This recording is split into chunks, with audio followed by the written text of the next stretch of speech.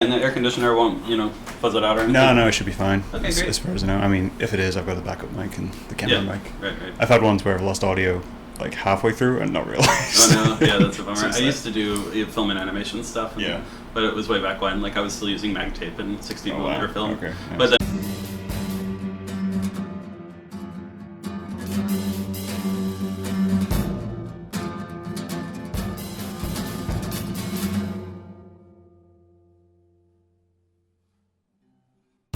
All right, then welcome to the podcast. Oh, well, thanks for having me. Yeah, I mean, it's extremely warm today, but... Yeah, the air quality is slightly toxic, but less so than the last couple of days. Yeah, it's gotten better. I feel like a little bit better. But it's nice to be kind of in your space. Oh, thanks. Yeah, it kind of surreal at the same time. Yeah, this is a more toned down. Other apartments I've lived in have been more encrusted with things, but we kind of got halfway, and then I got into ceramics, and now I'm not nailing stuff to the wall as often as I used to. That makes sense. Yeah. So, I mean, I always start with a simple first question, just to kind of ease us in, which is, who are you? My name's Dave Zackin. I think I make a lot of ceramic things mostly out of other people's cast-offs. So I work at a communal studio, and at the end of the semester, all of the high school students who are taking their first pottery class, they forget to bring home half of the pots they threw. Yeah. So if they're greenware, which means they haven't been cooked at all, then I can add a face to it. And if they're bisques, that means they've been cooked once but not glazed. I can sort of do some glaze paintings on them. So I do a lot of that, and once in a while I make my own stuff. And I do that on Fridays and then at night. And during the week I work as a creative director at a nonprofit. Yeah, just doing all the things. Yeah, right. That's a cool job too. Yeah, I mean that's obviously how I found you, was through your Instagram. Oh yeah, right. I thought you meant through the Regional Plan Association. We promote. Yeah, no. That's transit, affordable housing. I mean that's all important. Environmental issues. Great. I mean, how long have you been doing that? I've been there probably about 5 years. Yeah. Okay, so a fair while. Did you aim for that, or were you Yeah, it's sort of. I'll give it the super fast journey. Okay. It's I made an animated. I went to RISD, which is a fancy art school. It was really good, but real expensive. But I made an animated film called Tuna Nuda that did really well at film festivals because I graduated in 2002 before YouTube was out. So it meant if you had an animated film, all the film festivals wanted you because they had so many hour-and-a-half movies. If you had a 10-minute short, you could get in. So I'd always win second or third prize in those. And then Kodak was sort of going out of business at the time, so they would give you $1,000 worth of free film if you won any prize at any festival. And then, really? Yeah, so I would sell that film, and then that's how I lived.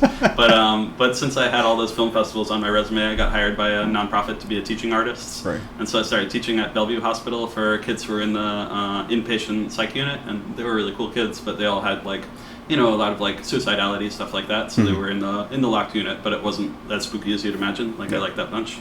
And so I taught there, and I taught a bunch of other places, so an 8-hour class for adults with schizophrenia. And then while I was at Bellevue, they asked me to be the graphic designer, and so then I worked for the city for a decade. I worked for the Department of Sanitation for a little while. I made all the stickers that tell you what to recycle, so that was a really cool thing. That's nice. Yeah, it was good. It was a bad job, but it was I got to do really cool things, the public space recycling bins that are on the streets. Those were my little sketch idea. And then I quit the job, and then 6 months later I was there are 200,000 of them on the streets. Just following you around. Yeah, that's big ups, But it was my kerning was all wrong, and so it's kind of embarrassing, but it's all right. I like that, because it's kind of I think it's obviously since I moved here, I've been very much looking at everything and wondering where stuff comes from. Yeah. Everything I see, I'm I don't know. Who put time and effort into this? How long this has been the way it is? Yeah, definitely. Yeah, the built environment, that's kind of fun. Just over time, and then just oh yeah, people actually sit around and design this stuff. Yeah, right. Yeah, and I always think of when you see an ornate lamp post, it's is this really how they were doing it back then, or was it 50 years later and they were trying to make it a throwback ornate thing? Yeah, it's kind of neat. You see a lot of recreation here, I found. Yeah, right. Yeah, and it's very hard to pinpoint kind of timeline, like you say, it's just everything just seems to meld together, and then there's just a veneer of modern day just stamped on top of it. Yeah, right, for sure. And I mean, I'd imagine much more so if you live somewhere that's older, Europe or Asia or wherever. Yeah, definitely. I always see in the UK at least, it's kind of scars of everything else, or just you'll see one brick, and you're right. This is from the 1900s. Yeah, right. Okay. Yeah, it works. Yeah. But, So yeah, I was thinking about that actually when, like, I make a lot of ceramic lamps, just for Yeah. fun. It's like when I get bored of cups and bowls, I'm like, all right, lamps and clocks. Those are the other things I can make. But I always use like old-fashioned hardware that I find, in other lamps on the street, and Yeah. I'll like find a lamp in the trash, and I walk around and I look at the trash, and I bring like a multi-tool with me, and I'll unscrew lamp parts that I can use. Yeah. But there's something I feel like using LEDs might be cheating, or it might be like it might date it too much. Like if it's got like old lamp parts, it could be from any time in the last 100 years, sort of conceivably. Whereas Yeah. if it's got LEDs, it might just be from this moment right now, because LEDs will probably get way better in 2 years. Yeah. And it probably doesn't matter because I write the date on the bottom of the lamp anyway. So, but I was trying to figure out why I do it that way, but it's some kind of nostalgia kick. It's definitely got to be some sort of like level of nostalgia kick. I think I found that like we were saying about like Kodak and that kind of thing. Like I know digital cameras exist and I know they we're using one. Like Right. but I still shoot film like on a like Yeah. because it's just nice. Like there's something to it where I feel like it's more significant somehow. Yeah, I like the surprise factor is good too. But Yeah. like when I made that animated film though, I made in college that went to festivals. Like I shot it on film, and I had like a 14-hour shoot that came back soft focus. So like I have a lot of friends who are animators still, and they're all like, "Yeah, I really want to shoot on film." And I'm like, "No, why would you do such a thing?" You're gonna wait 6 weeks to find out that it was wrong. Yeah, right. That you wasted a lot of time. I think it's strange as well now, like you obviously because everything's moved so quick, and like technology's going further and further and further, and then I think having that analog aspect to it does help artists at least. Yeah, for just sure. feel like they're making something. Yeah, I mean that's the ceramic thing for me. Like I love working on computers, but it feels so infinite. Like it's sort of I think a lot of my art practice is about like, and maybe my life is about sort of limiting some variables. Like, I stopped eating meat a while ago, and it's partially for the animals, but it's partially just like, all right, now at a restaurant, it's much easier. Like there are fewer options. Like you reduced your menu. Yeah, just, right. Like, you don't have to make so many decisions through the day. Right. There's I think I read a book like I think it was maybe called like The Dice Man, where a guy lets just like lets a dice make his decisions through like all aspects of his life. Right. And I had a friend he's kind of on the spectrum and maybe an evil guy, but he was like obsessed with The Dice Man for a while, and so like I heard a lot about it from this guy, but I didn't read it. I like that he's maybe an evil guy. Yeah, I don't know. Yeah, it's somewhere like tech bro adjacent. Oh. Hey everybody! Somebody rang the bell. I think it's probably just a package. Sorry for the interruption, everybody.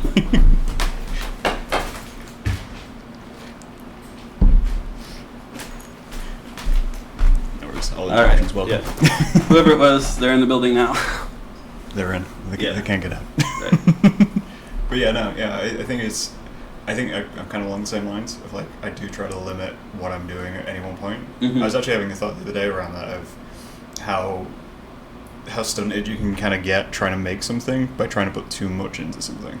Yeah. Like having one idea, like, oh, I'm going to make this painting, it's going to be about this, and then 20 other things come to mind about what it also could be about, or like I could put this little Easter egg in, or do like this little thing, and then you just never end up making that painting. Yeah, I always think about, this is maybe a dumb example, but on the school bus in the 1990s, like Yo Mama jokes were big, and it would be like people started making these very Baroque ones, like Yo Mama is like a vacuum cleaner because she sucks and blows and is in the closet and 100 things, and it was like, no, you got to just have like one joke in your joke, and that's something the ceramics, like when I'm writing text on them, usually be a cup, and I can't really fit more than a sentence on there, and it makes me like sort of do that strunk and white, like narrow, eliminate all unnecessary words thing, which I think is useful.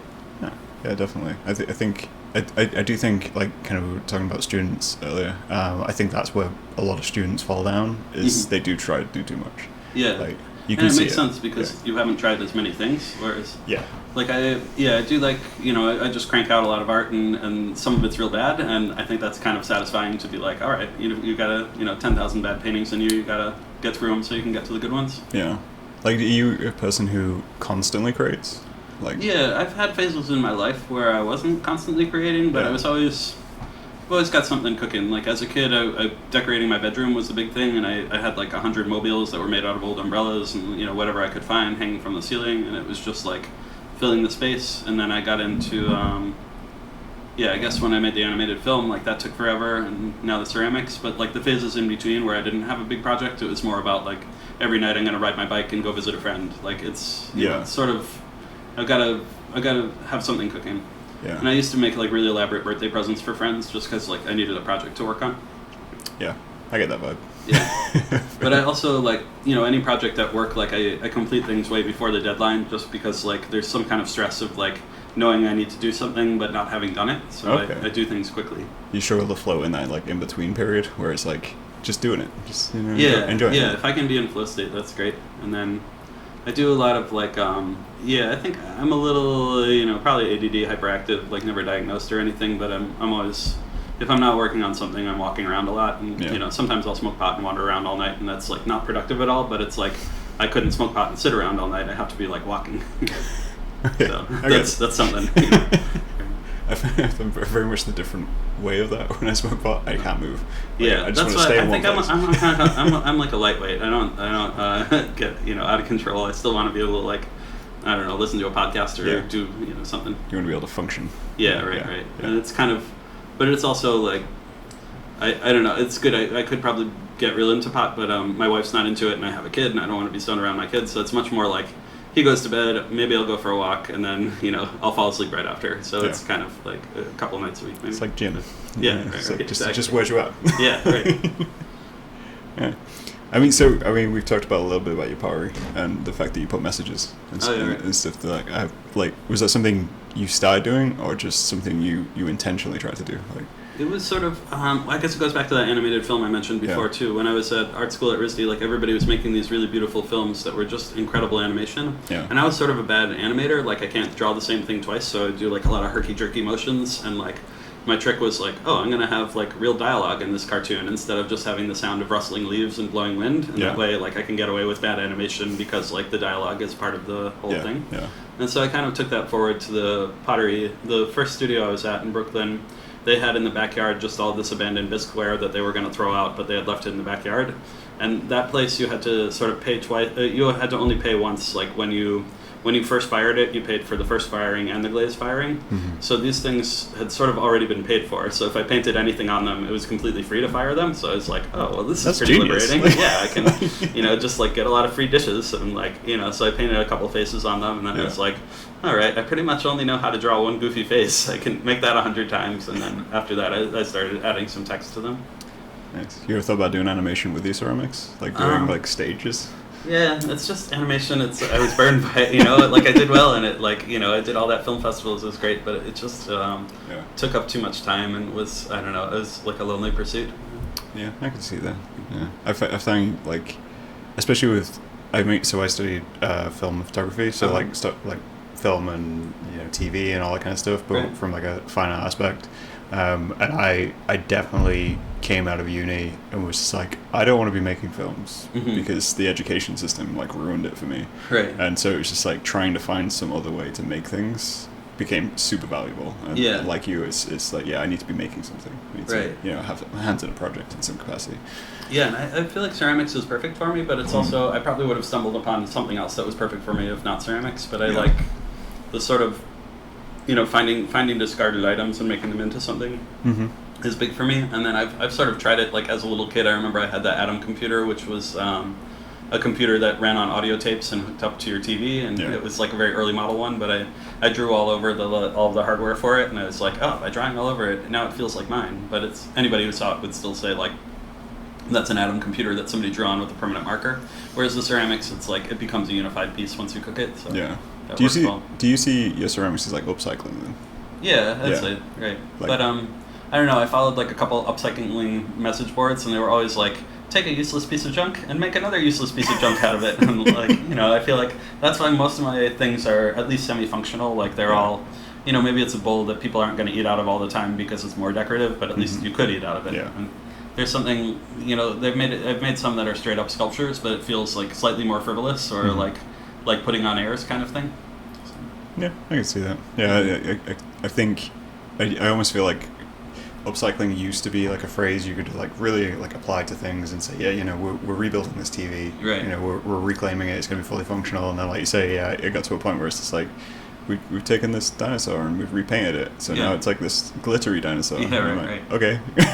But which is fine. I mean, I could get into repainting a dinosaur for sure. It's just like the phrase has become cliche. But repainting a dinosaur, I'm in support of. Yeah.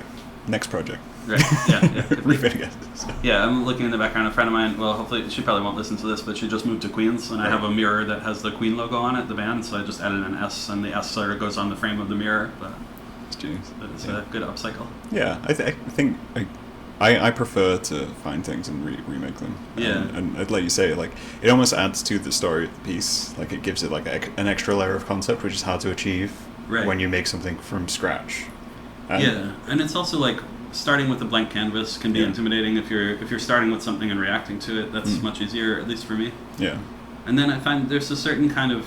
I was trying to think of it last night, but there's a certain sort of like efficiency I'm obsessed with of like if something's being thrown away but it can be used, I should grab it and use it and then like get it back out into the world in a different form and like I don't know, but that like sort of quest for silly efficiency like sort of comes around a lot and yeah, I think that's why, like in the nonprofit work that I do, we do a lot about transit-oriented development, which is, you know, housing, like, if you're going to have two train lines intersecting, you should also have, like, an elevator that goes up and down to a tall building at that same place, because it's, like, the most efficient. It's, like, why have everybody take their individual cars and drive everywhere? And that's, then when I stopped eating meat, it was a little bit like, oh my god, we're raising these animals for, like, so long just to eat them? That's absurd. What are we doing? And so... That's interesting.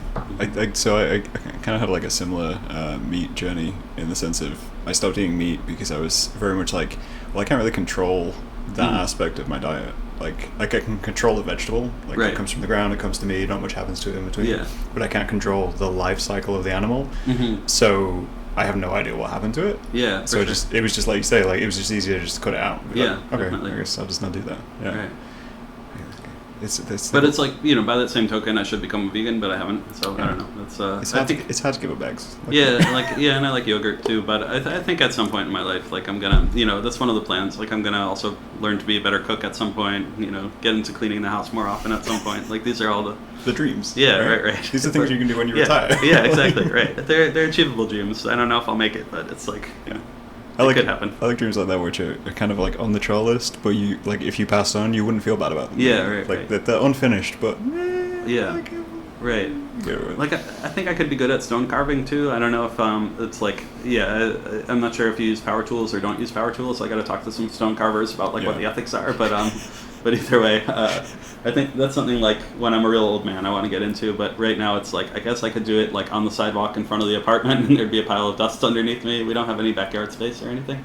Yeah, that's a kind of a unique thing I think about New York in the sense of since I moved, it's like no one has gardens, no one has like outside space like you say, so where do artists do things like you say? Like, well, that's why I'm at a communal studio for the ceramics, and it's really great. Like the economy of scale there is good. Like I don't want to run my own studio and mix my own glazes and load my own kilns. I just want to make the stuff, and so I like that. Do the thing, leave. Right. Yeah, for sure. But it is like once in a while I want to spray paint something gold, so I can have whatever it is, like a little action figure. Suddenly it looks like it's made out of gold, and there's nowhere great for me to spray paint. So. There's nowhere to respray a dinosaur. Yeah. Like right. Exactly. Yeah, glitter dinosaur. That's why they even became extinct. Like if you go to a park, I feel like someone's going to question why you're there. Like a dinosaur in a chemical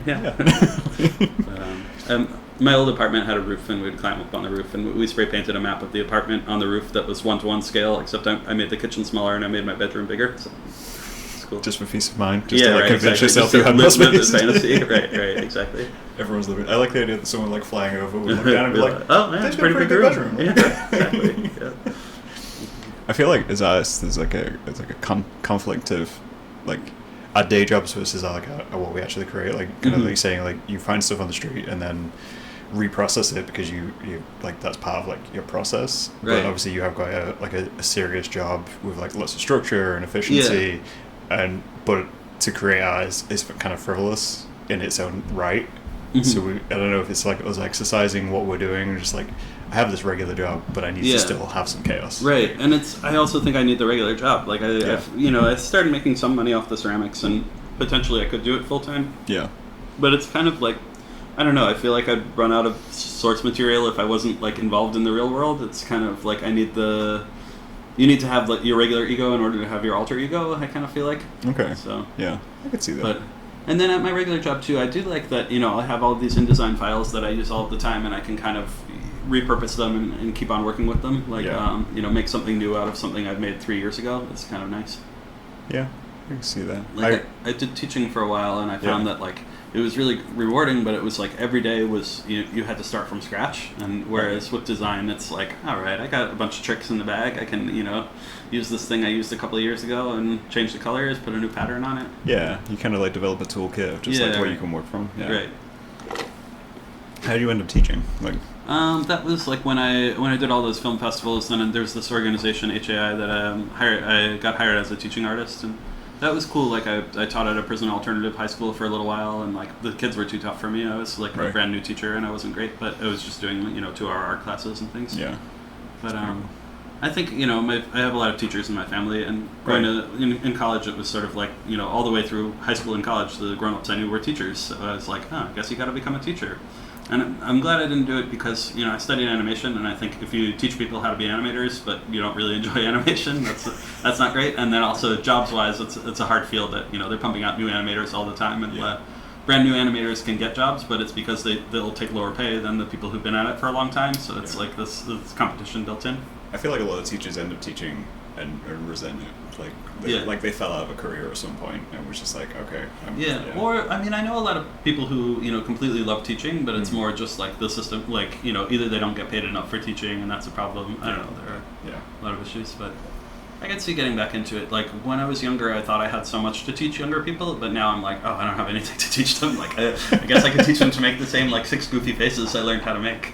Like that's one weird thing that artists, like if you draw from life, you can kind of draw anything. Yeah. But I don't really draw from life. I just have like a bag of tricks that I keep on doing permutations of, and so that's really fun for me. But I have a friend Sarah at the ceramics studio where we're always like, ghosts are easy to draw. We can make some ghost stuff. Oh, fruits with faces. Yeah, we can make some fruits with faces. And it's like, maybe there are like 25 things on the list that we're both like, yeah, I could draw that. So.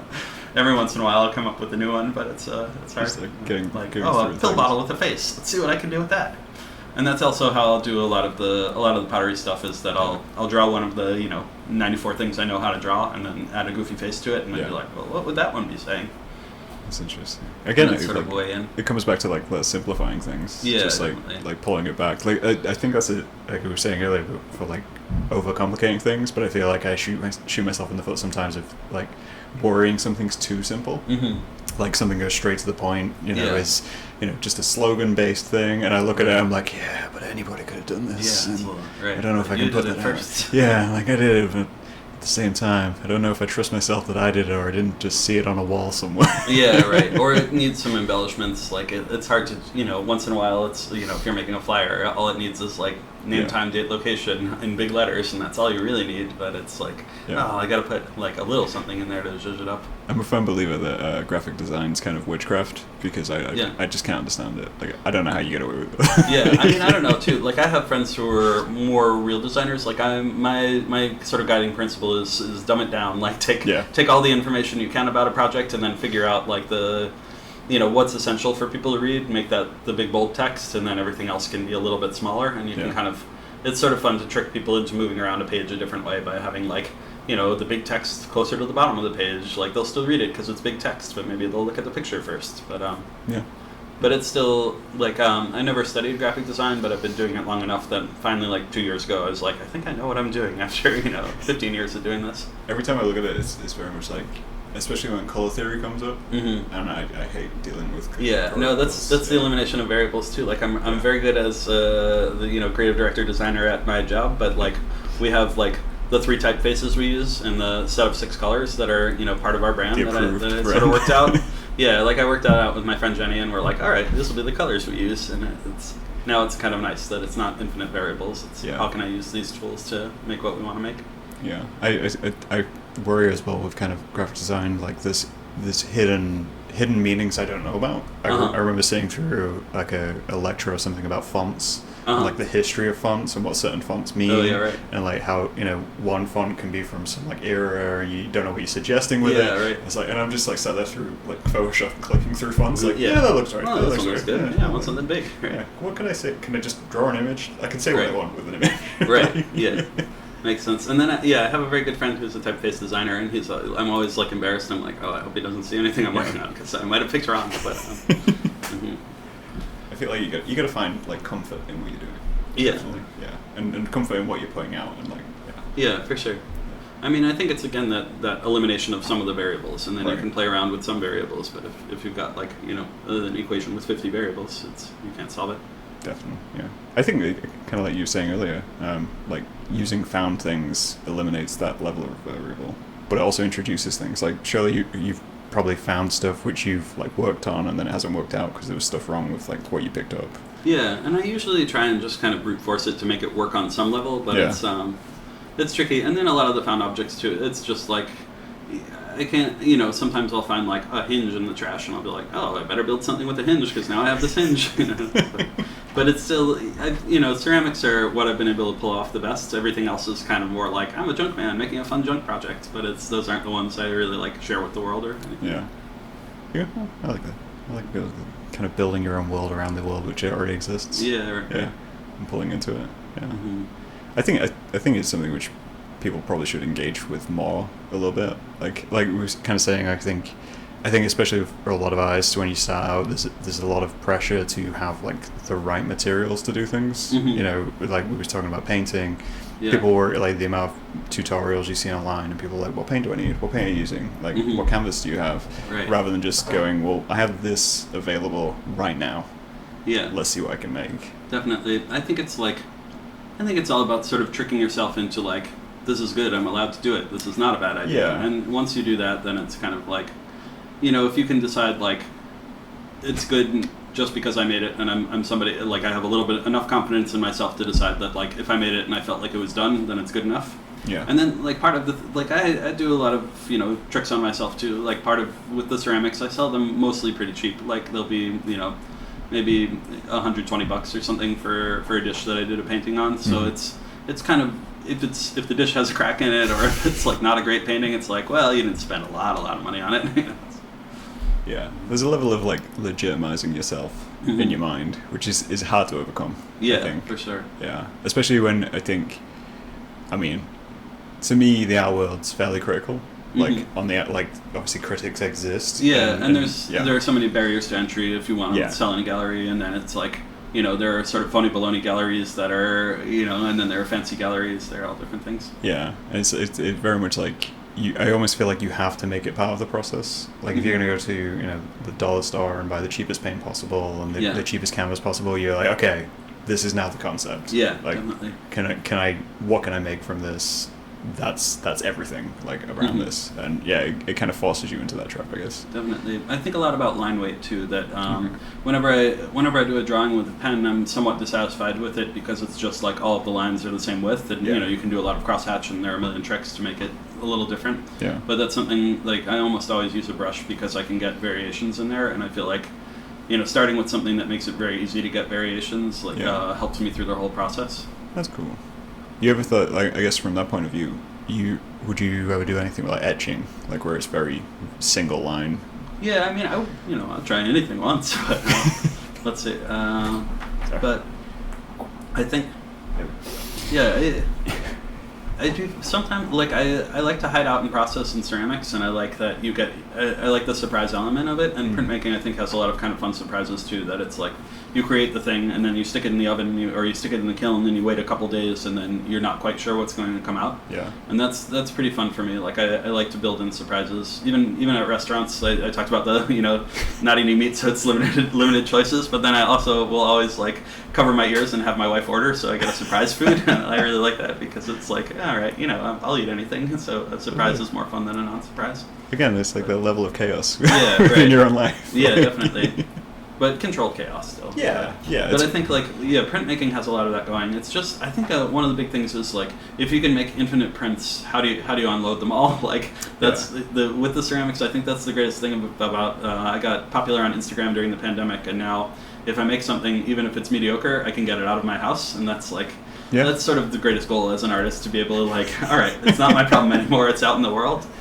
Whereas when I first started making the clay stuff, it would just pile up in the apartment. And I remember when my wife was pregnant with my son, and about 5 3/4 years ago, because that's how old he is.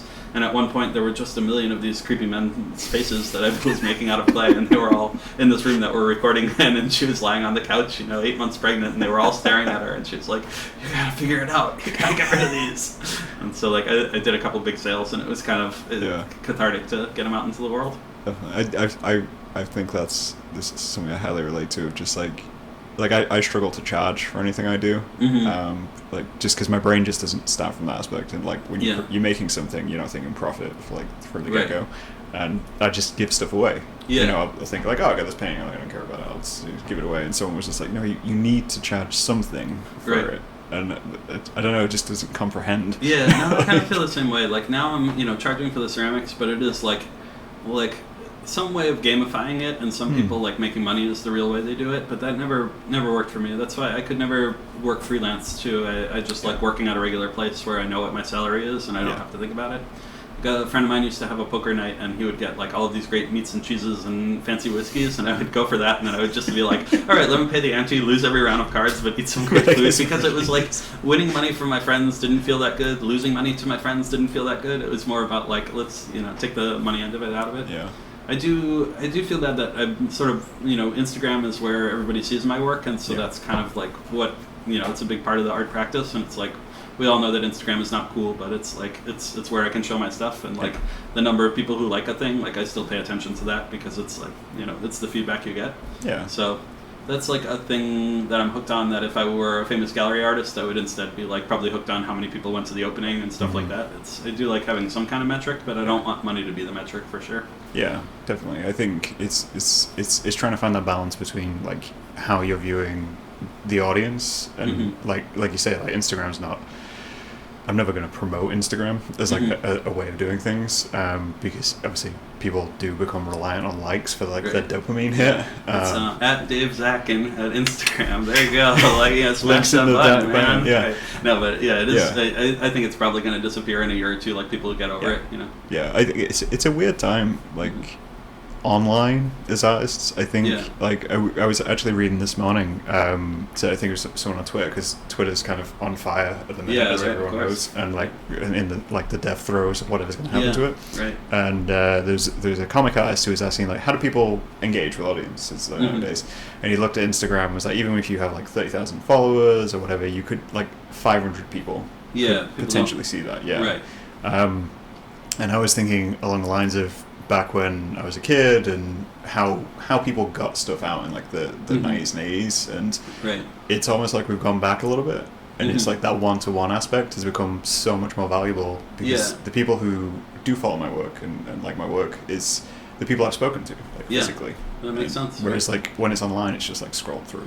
And that's sort of the draw of the ceramics for me. Like friends of mine will do print work that gets seen by everybody, like if it's a page in a magazine or a comic or something like that. But I do like having an object that's in somebody's house, and especially a functional object like a dish that maybe they'll forget about for 3 years, but they'll be cleaning the cupboard and they'll rediscover it, and it's kind of fun to imagine when I'm dead, that like somebody, the owner of the object, is also dead, and their children are cleaning out the house and they find it, whether they throw it out, whether they bring it to a thrift store, or whether they keep it and cherish it forever. Like I hope they don't throw it out, but like I would like if my stuff ended up at thrift stores. I think that's like a fun place for it to be. Yeah, I love that idea.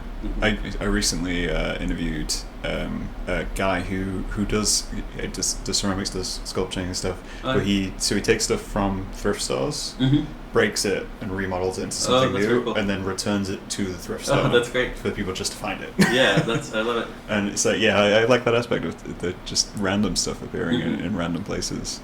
For sure. But at the same time, I kind of crave that idea of, like you say, like if something's like taken into a family and it becomes like the mother or father's like favorite piece, and it sits on a shelf and the kids hate it. Right. But then when the parents pass away, there's like an argument over who gets that item, and you've become a significant part of that story. Definitely. Right. Yeah, I love that's my way of weaseling into history. It's like, who has the face bowl? Yeah. Who gets the face bowl? Yeah. Oh, I don't want it.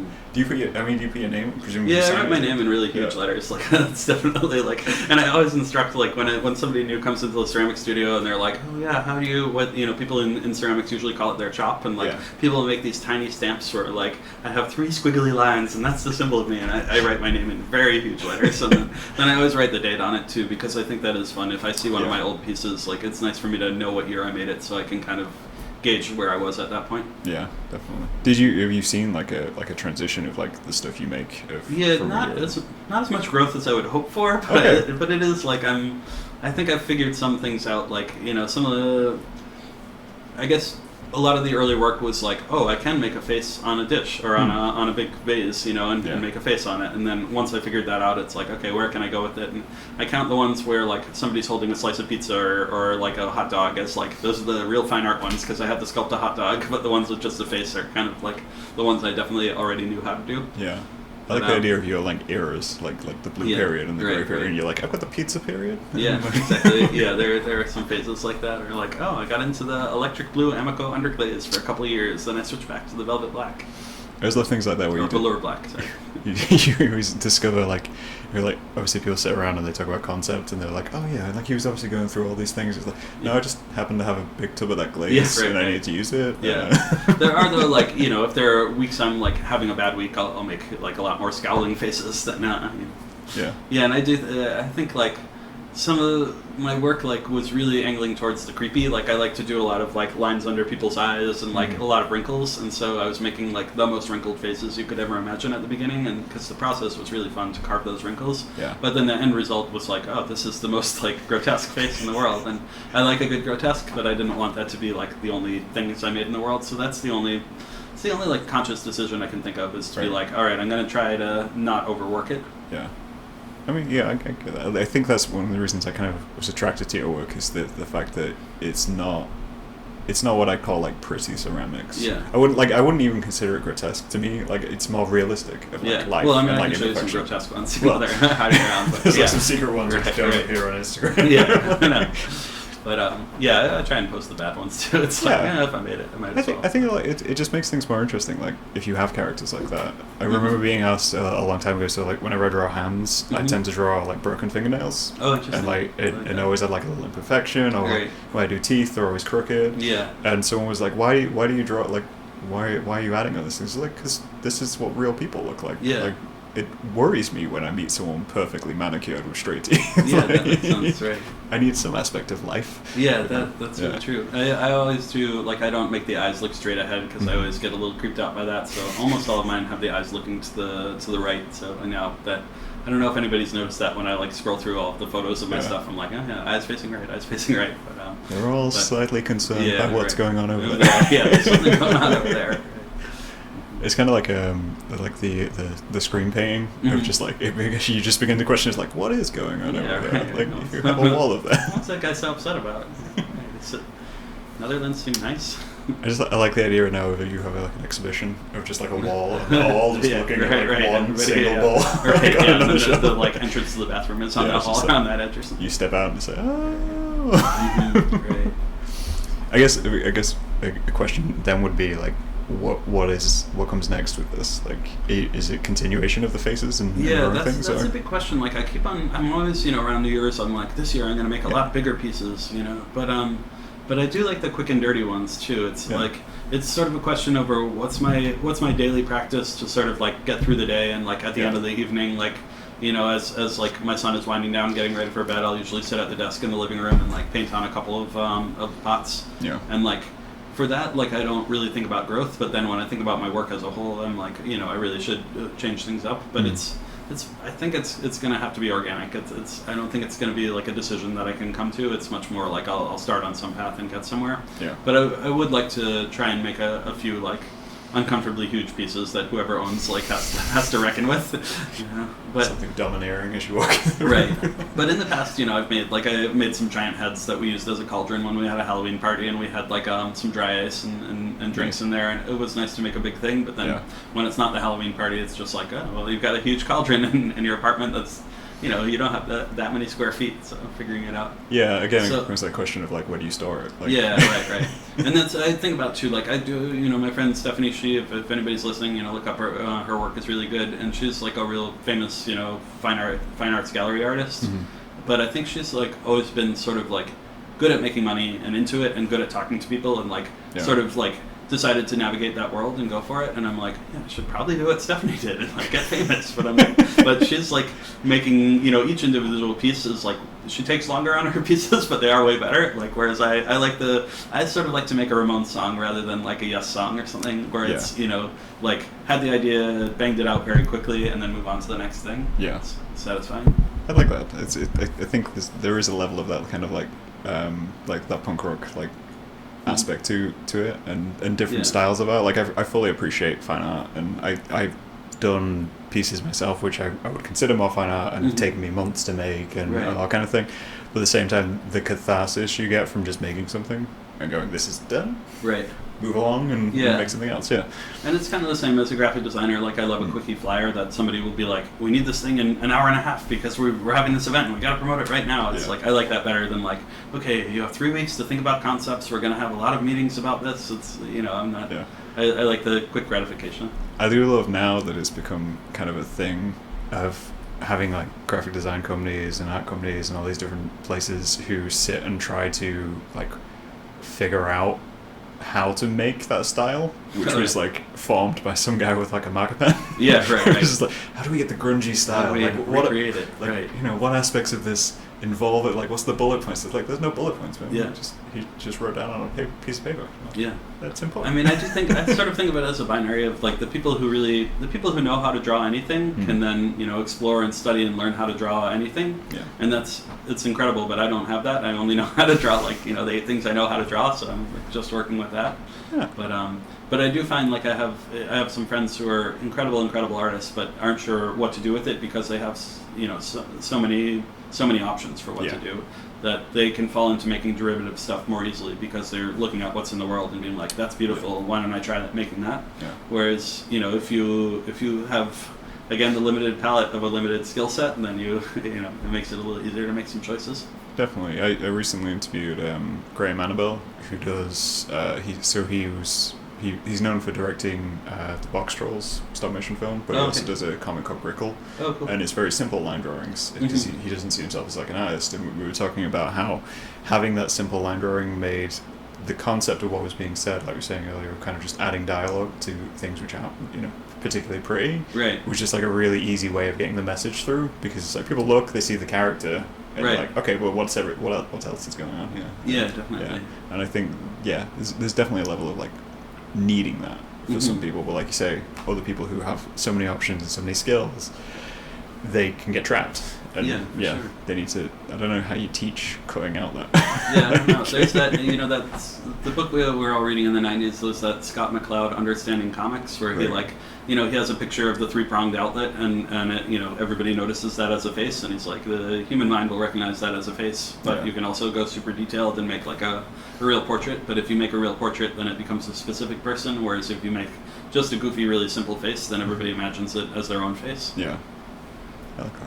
It's I hate the idea that I hate, but I love it in the sense of it's like going back to primitive stuff of cavemen drawing a wall. Yeah, it's like it's just stick figures. Yeah. Where you know what's happening in the scene, you know what's going on. And it sounds super pretentious, but it kind of makes sense. Yeah, it works right. We can put whatever on a page and whatever people can see themselves in is a little easier. As long as you can relate, that's the idea. Right. Yeah. Or, the other way to play it is to find some aspect that you're going to be obsessive and spend a lot of time on, where it's I'm going to make a goofy face, but I'm going to really glaze it just right. And so just to figure out, which things are going to be the important parts. Yeah.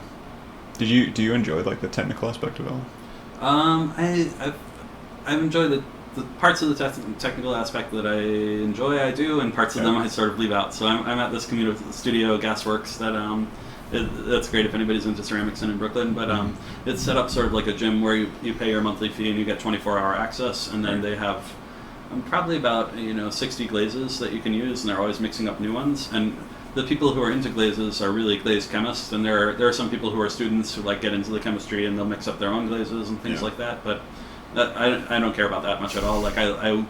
there are glazes that if they were available, I would use all the time. But I'm like, well, I'll work. There are 60 down here. I can work with what we got down here. Yeah. And so that's a technical aspect I don't really get into, but I do. There are some like techniques that I really like. Like there's one glaze that is made for cone 10, which is the super hot firing. Right. But if you put it on cone 6 clay and fire it, or if you fire it at cone 6, which is a little bit less hot temperature, it will the glaze in the clay will contract differently. So you'll get all sorts of they call it pinging, but it's because it makes a little pinging sound when it comes out of the kiln. It makes all these little cracks in the glaze. So there's one glaze like that I like, and then you can rub India ink into those cracks, and the capillary action will suck it in there, so you get this nice little crackled look. So I love, like, if I get into a technique when I think it's like a good scam, sort of like, oh, this is a way to look like it was raku fired, but really I'm using India ink. I'm noticing a trend with that. Things you say, like, if I could just find like a little way to tweak it. Like, right. Something where I'm like, getting it's sort of like. I love to buy a $3 watch and then spend $70 to repair it, but I would never spend $70 on a watch. No, so I've been through this exact conversation of like, if I can't find exactly what I want, I will buy something cheap and then I build what I want. Yeah, right. Well, what I actually want exists. It's just very expensive. Yeah, and I could spend like 3 months trying to build it. Yeah, definitely. There's a curiosity to everything. Like, for sure. I think that's a valuable lesson to most people. Yeah, I think so. I mean, but it could be. It's also just like what I don't know. We're all on Earth trying to waste our time until we die, and figure out which way you want to waste your time. If we could wax lyrical on whether it's a waste of time or not. Yeah, I mean, maybe it's not a waste of time. You want to use your time most wisely. Right? Whatever you do, you do. That's, right. As long as you're not hurting anyone else, and you're not negatively impacting the people around you. For sure. Yeah, do that. It's kind of nice to. I think everybody does cultivate some kind of obsession, whether it's like sports or your art project or like building model trains. And I do think like art is like. Elevated by society and everything, but for personal satisfaction, like sometimes like riding my bike and going to a lot of stoop sales and buying junk feels satisfying in almost the same way that doing an art project does. It's just like setting a goal, trying to achieve it, seeing what surprises come up along the way, and so I'm glad I picked the art thing because I do enjoy it more than all the other things, but like I don't know, there are other people who enjoy other things.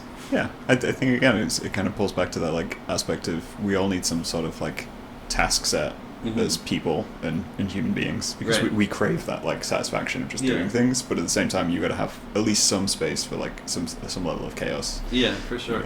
I was thinking the other day around this of like I'm not a sports person and I don't really understand people who like sports. Yeah, same.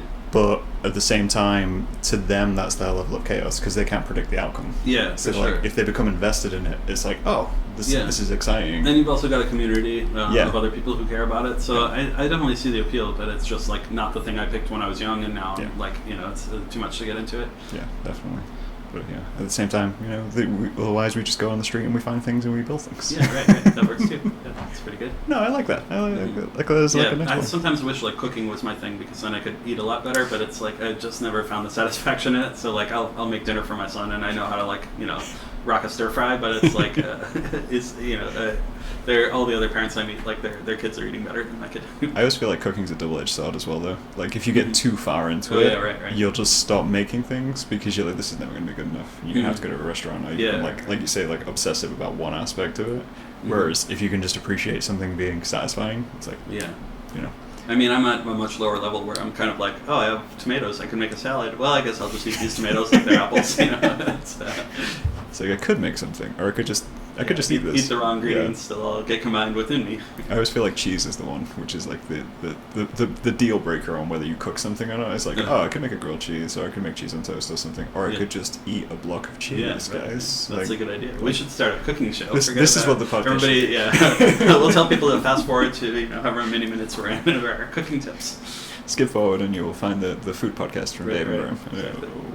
But no, I think there's like a kind of like a roundabout point to like bring us out to. I think, like you say, like there is a level of needing to involve your work with the world and like picking up on what's going around you to, I don't know, maybe get more satisfaction from what you're doing. Like starting from scratch as an artist is extremely hard, like you say.